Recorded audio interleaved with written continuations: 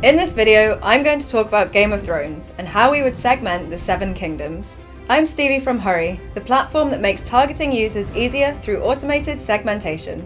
Segmentation is a vital part of our digital world, but what about in a world without tech, where everything is fantasy and there are lions and witches and dragons?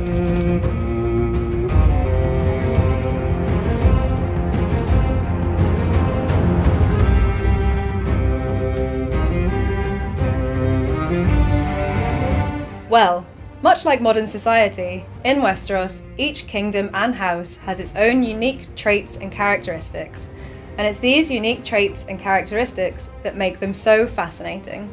Because segmentation is kind of our thing, we wondered what it would be like to segment 7 noble families battling over the lands of Westeros, playing the Game of Thrones. So, without further delay, let's begin. We'll start from the top, the north. It's dark, it's harsh, and it's cold. Just like its people, unless you know them. Oh, and they have wolves. When we think of the North, we think of the Starks. They've ruled the North for around 8,000 years until more recent events. The Starks are known for being tough, resilient, and honourable. You think my life is some precious thing to me? That I would trade my honour for a few more years of war? They have an affinity to winter. Winter is kind of their thing. If you hadn't already got it, their motto is, "Winter is coming." Winter is coming. Winter is coming. And winter is coming! It's not a boast or a threat, it's a warning that has been relevant since the dawn of Westeros' time. They can be grouped by their typical behaviour, which ranges from being introverted, predictable and distant, to being wild, free and volatile. So it could be said that there are multiple segments within the single persona of the North. Moving straight to the south, we have Dawn. When we think of Dawn, we think of the sun, sand, and hot AF, the place and the people. To themselves, Dawnish folk are accepting, liberal, and strong-minded, but that's just one side of the tale. Largely separated by the Red Mountains, Dawnish folk, to outsiders, are culturally different, sexually deviant, and untrustworthy. I wish you all the happiness in the world.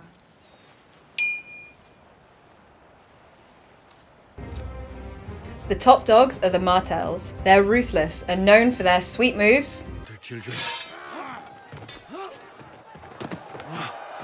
and their sweet exports.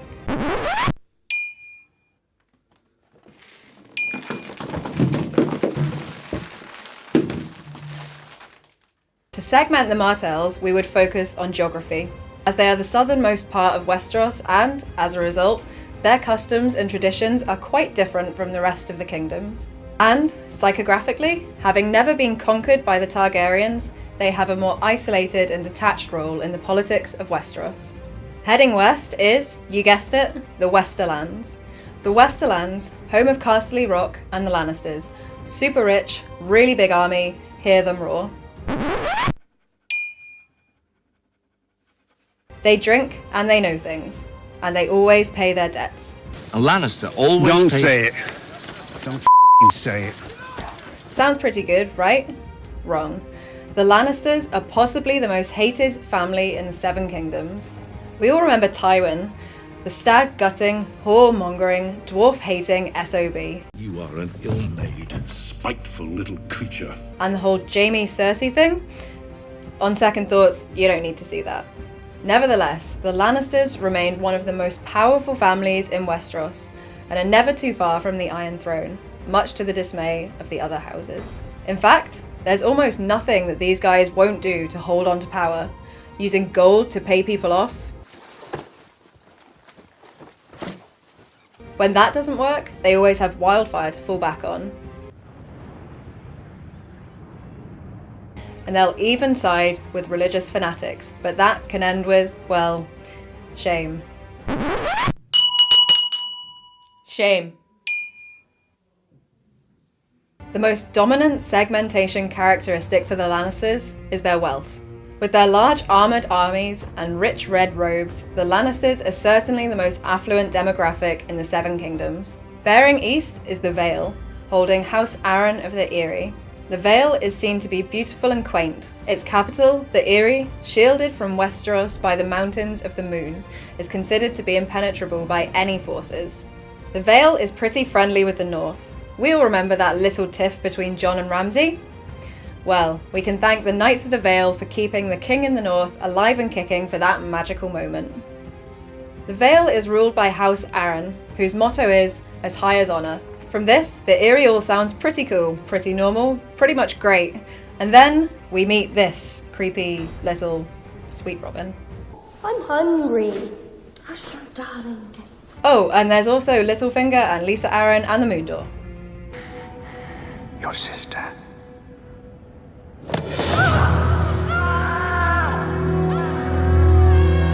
House Arryn is definitely unique in their behavioural and psychographic traits. Given their geographic location, the Arryns mostly communicate with each other. Having little outside influence, they are relatively sheltered. The analysis of this segment would be quite streamlined due to the Arryn's common characteristics and behaviours. If House Arryn were to be segmented and analysed by Hurree, it would essentially produce one all-encompassing, similarly attributed and potentially a little strange persona. Jumping south but remaining east, you'll find Storm's End, or the Stormlands. The Stormlands get their name from the savage storms that frequent and batter the coast of the Narrow Sea. The Stormlands were traditionally ruled by House Baratheon, and after rebelling against the Targaryen dynasty, Robert Baratheon took the Iron Throne and ruled the Seven Kingdoms. Of course, Robert died. Robert Baratheon, murdered by a pig. Then the Battle of Blackwater happened. Then Stannis was killed. Go and do your duty. And essentially, pretty much all of the Baratheons are wiped out, apart from this guy. This is Gendry. They'll do. The Baratheons pose much more of a challenge segmentation-wise. The brothers' psychographic traits are quite different, as are their behaviours and their geographic locations. In this case, we would segment each Baratheon member into a niche or micro-segment, due to the clear differences in their behaviours and, well, situations. Panning left, directly next to the Stormlands, is the Reach. Its capital is Highgarden, and its dominant family was House Tyrell, although the ownership of Highgarden is now a little uncertain. Initially, Margaery married the late Renly Baratheon. Following his death, she married Joffrey Baratheon, which was great for the Tyrells at first, but then he went and got himself assassinated. After the king's long-awaited death, Margaery remained in the royal circle as she married Joffrey's younger brother, King Tommen, although she then dies along with many others thanks to Cersei and her wildfire.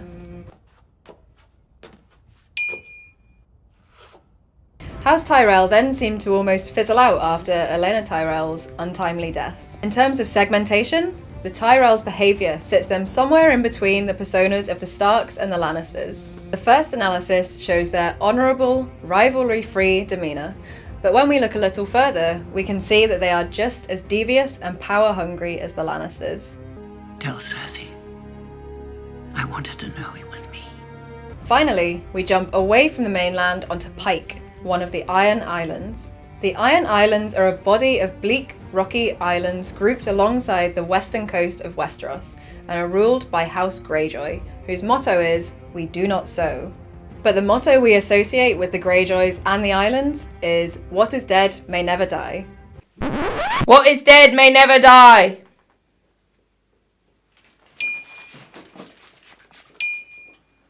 The Iron Islands is the smallest of the regions of the Seven Kingdoms, and the inhabitants are known as the Ironborn. They're harsh, fierce, independent, seafaring people.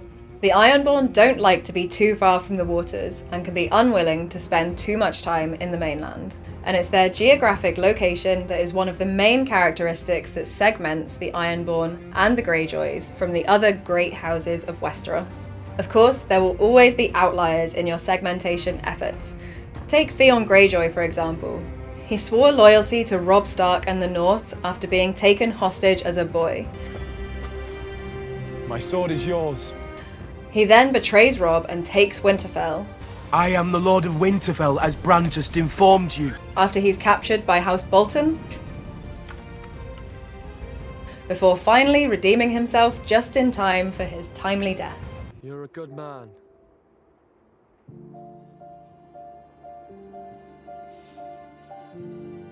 Thank you. So in this case, Theon Greyjoy is the outlier in our data.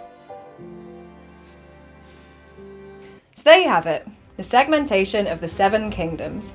But what does all of this mean? The dominant characteristics of the great houses are what segment them. Their cultural values, their geographic location, their politics, climate, relationships, the list goes on. Segmenting the 7 kingdoms based on their characterizing features demonstrates how market segmentation works in the real world and the importance of creating on-point personas for your genuine users. It's fun. Look at the fun we're having. To find out more about market segmentation, subscribe to our YouTube channel. And for even more info on optimizing your marketing strategy, head to hurree.co and check out our resources page. It's all free. Finally, we'd like to hear from you. Did we miss any key characteristics from any of our fabled families? Or maybe you have some of your own points on market segmentation that you'd like to share. Let us know by leaving a comment below.